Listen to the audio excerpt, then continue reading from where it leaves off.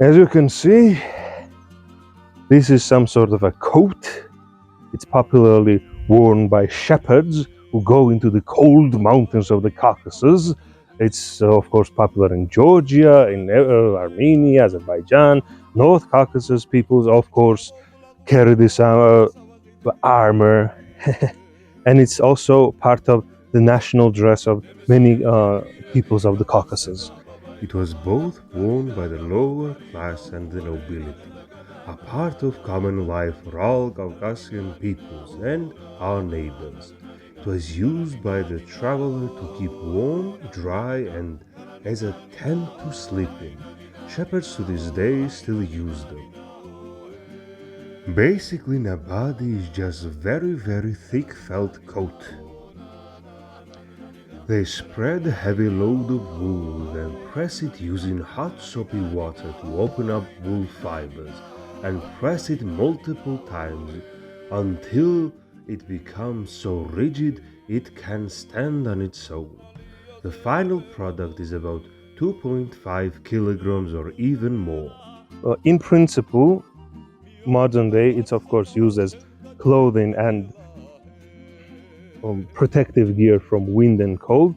You can see, you can wrap yourself, you can hear me and say this, you can wrap yourself around in this coat and protect yourself in really heavy winds and even snow. It's also wet resistant, but it was actually used as armor historically, because here you go, as you can see, it's a thick pressed wool like material. It's a thick pressed wool, and the fibers materials go in every direction, so that it's much more difficult to pierce.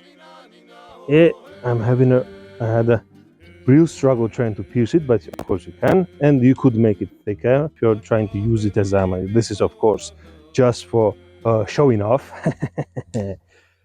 But the principle being here is that this pressed and overlaid wool type of armor can be much better than this type of cloth or silk or anything else, because it's not woven, uh, um, and the fibrous materials go in different direction, and it's much harder to pierce and slash. In historical manuals that I've been reading, it's been noted that this type of material was used as undergarments to be worn with mail underneath. But of course, as I mentioned before, there are also, you can overlay over your mail armor, which we can see in a lot of pictures, and use it as arrow and even for protection from early type of gunpowder bullets, which is really interesting that this type of cloak was often used by Caucasus warriors and then stolen by the bloody Russians to be used as protection from gunfire, because it's not directly on your body and it can absorb shock much easier. The spinning bullets would get stuck in the fibers of the material, and it would protect you as a bulletproof arm. But of course, today it's much higher caliber, it's much more deadly, and I don't think this can stop modern day Kalashnikov. So unfortunately, it's not as useful in battle today.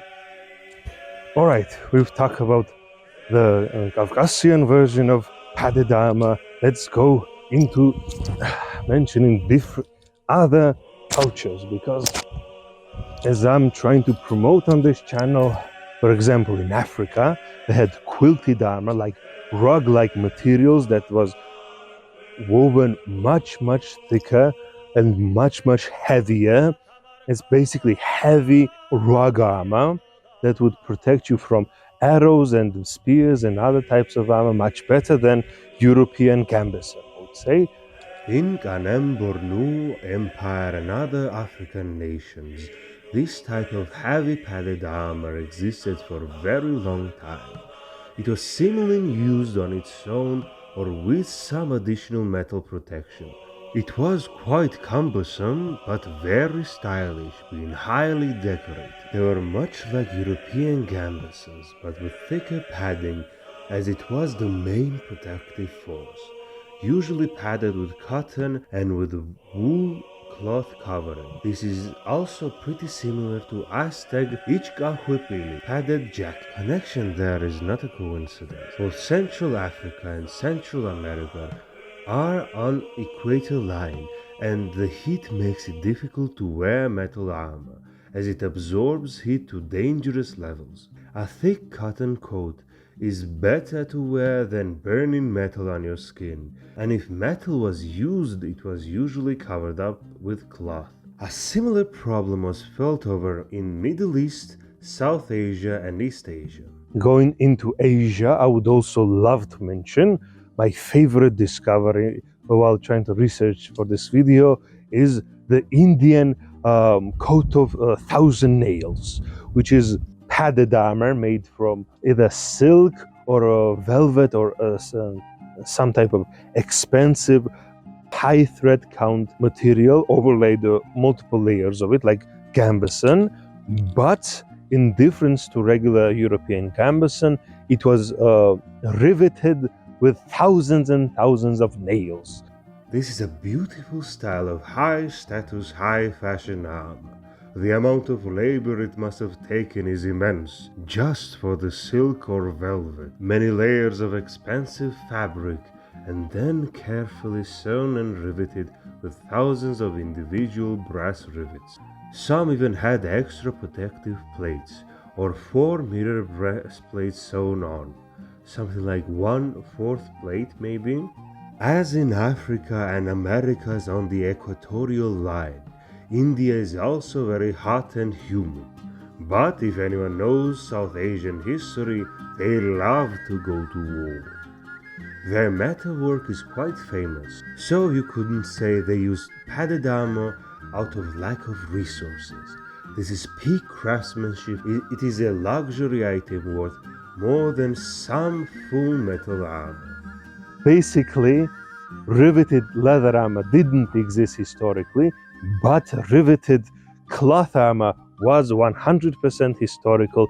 And one of the other types of materials that can be used, for example, to put in between as padding or armor on its own is, of course, hay.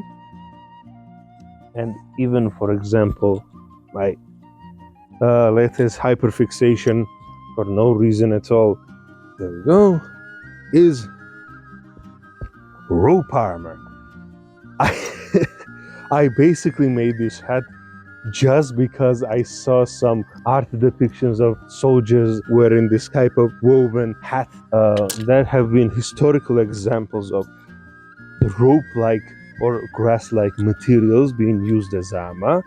When we talked about fibrous materials being woven, like in this burlap sack example, as we said, the weakness of this type of armor is that it leaves a lot of gaps that piercing armor can get through and leaves a lot of weakness that slashing armor can get through. But this type of hat that is basically rope twisted and then cut together makes much thicker and heavier type of reinforced fibers, and those fibers are twisted, hardened, and overlaid with one another, and it's much more difficult to pierce, and it's also thicker to protect yourself from bludgeoning damage. Rope armor wouldn't be as advantageous in high Middle Ages Europe, but in the Pacific island communities of Kiribati, a style of armor developed made from coconut fiber made into full suit of rope armor with human hair, shark teeth, seashells and sea porcupine helmet. It's quite a unique style of armor and a perfect example of using available resources to protect from existing weapons. This wouldn't stand to steel blades, but shark-tooth daggers and wooden clubs, it would protect you. In history, but especially in fantastical worlds, there are different materials available to different peoples and challenges to face. So expand your horizons, learn from other cultures, and use your own creativity. I hope you find this video interesting. I hope you have much greater appreciation of Padedama. And I would like to thank you for watching and would graciously ask to like, comment, and subscribe, of course, and share it around because it's a small channel. I'm trying to grow, talk about more interesting stuff about history, fantasy, mythology, and all that fun jazz. So I would really appreciate, I already really appreciate for you watching, but I would also really love and appreciate if you subscribed, liked, and shared with your friends who find this type of topics interesting. Thank you for watching and goodbye.